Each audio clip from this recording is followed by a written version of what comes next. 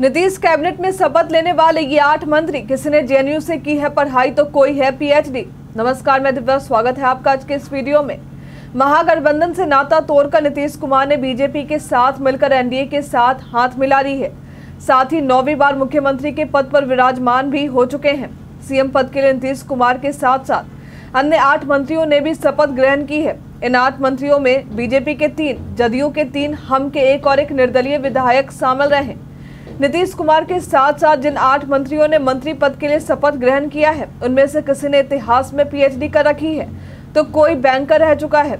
आइए आज के इस वीडियो में नीतीश कुमार के इन 8 मंत्रियों के बारे में जानेंगे कि इनमें से कौन सबसे ज्यादा पढ़ा लिखा है और किसका कैसा राजनीतिक सफर रहा। तो इनमें हम सबसे पहले बात करेंगे बीजेपी नेता सम्राट चौधरी के बारे में। इन्हें बिहार में उप मुख्यमंत्री का दर्जा दिया गया है। ये बिहार विधान परिषद के सदस्य भी हैं। इन्होंने मदुरई कामराज विश्वविद्यालय से पीएफसी की पढ़ाई कर रखी है। ये राजनीति में वर्ष 1990 में सक्रिय हुए थे। वर्ष 1995 में इन्हें किसी राजनीतिक मामले में 89 दिनों के लिए जेल भेजा गया था। वहीं वर्ष 1999 में इन्हें कृषि मंत्री का पद बिहार सरकार में मिला। वर्ष 2000 और 2010 में इन्होंने परबत्ता से विधानसभा चुनाव लड़ा और विधायक के लिए निर्वाचित भी हुए। आगे चलकर इन्हें बिहार विधानसभा में वर्ष 2010 में विपक्षी दलों का मुख्य सचेतक बनाया गया था। साल 2014 में इन्हें बिहार सरकार में शहरी विकास और आवास विभाग का मंत्री पद मिला था। उसके बाद बीजेपी ने इन्हें बिहार प्रदेश का उपाध्यक्ष वर्ष 2018 में बनाया गया और अब ये बीजेपी से विधान परिषद के सदस्य होने के साथ ही बिहार के उप मुख्यमंत्री भी बन चुके हैं। आइए अब जानते हैं बीजेपी से आने वाले विजय कुमार सिन्हा के बारे में। ये भी प्रदेश के नए उप मुख्यमंत्री बनाए गए हैं। इनकी राजनीति की शुरुआत आरएसएस से हुई थी। आगे चलकर लोग इन्हें बीजेपी के सक्रिय कार्यकर्ता के रूप में जानने लगे। बीजेपी में इन्हें वर्ष 1980 में एक पार्टी कार्यकर्ता के रूप में जगह मिली थी। उसके बाद इन्हें भाजपा पार्टी में कई पद सौंपे गए। वर्ष 2017 में इन्हें श्रम मंत्री का प्रभार सौंपा गया था। वर्ष 2020 में ये विधानसभा के अध्यक्ष बने थे।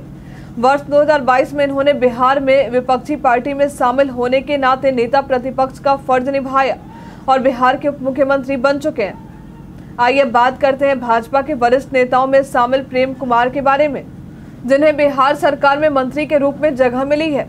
गया शहर विधानसभा क्षेत्र से ये लगातार 8 बार विधायकी का चुनाव जीतते आ रहे हैं। इन्होंने इतिहास विषय में मगध विश्वविद्यालय से पीएचडी की डिग्री भी हासिल कर रखी है। जब वर्ष 2005 में बिहार में एनडीए की सरकार आई थी, तब इन्हें पीएचडी मंत्री की जिम्मेदारी सौंपी गई थी। इसके बाद अलग अलग कार्यकाल के दौरान इन्होंने अन्य और भी कई विभागों में मंत्री पद संभाला। जैसे वर्ष 2008 में इन्हें ग्रामीण कार्य विभाग सौंपा गया था। वर्ष 2010 में इन्हें नगर विकास एवं आवास विभाग सौंपा गया था। वर्ष 2017 में ये कृषि मंत्री रहे थे और वर्ष 2019 में पशु एवं मत्स्य संसाधन मंत्री रहे थे। अब बात करते हैं जदयू कोटा से अपना संबंध रखने वाले विजय कुमार चौधरी के बारे में। वर्ष 1982 में राजनीति में सक्रिय हुए विजय चौधरी इन्हें पहली बार कांग्रेस के टिकट पर 20 का चुनाव जीता था और उसके बाद राजनीतिक सफर में कभी पीछे मुड़कर इन्होंने नहीं देखा। वर्ष 1985 में और 1990 में इन्होंने विधायक का चुनाव जीता था। वर्ष 2005 में ये जदयू में शामिल हुए थे। विजय कुमार चौधरी बिहार में कई विभागों में मंत्री पद पर कार्यरत रह चुके हैं, जिनमें सबसे पहले शिक्षा मंत्री, कृषि एवं पशु मत्स्य संसाधन, जल संसाधन, ग्रामीण विकास, ग्रामीण कार्य, सूचना और जनसंपर्क, वित्त एवं वाणिज्य कर विभाग शामिल है। इन्होंने पटना विश्वविद्यालय से इतिहास विषय में एमए भी कर रखा है। साथ ही स्टेट बैंक ऑफ इंडिया में पीओ के पद पर भी रह चुके हैं।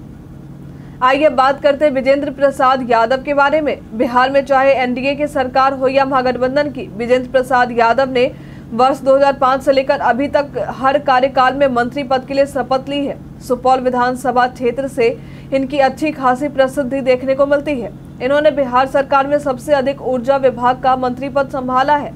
ऊर्जा विभाग के अलावा ये योजना एवं विकास विभाग में भी मंत्री पद संभाल चुके हैं। इन्होंने अपनी शिक्षा स्नातक तक विज्ञान विषय में हासिल कर रखी है।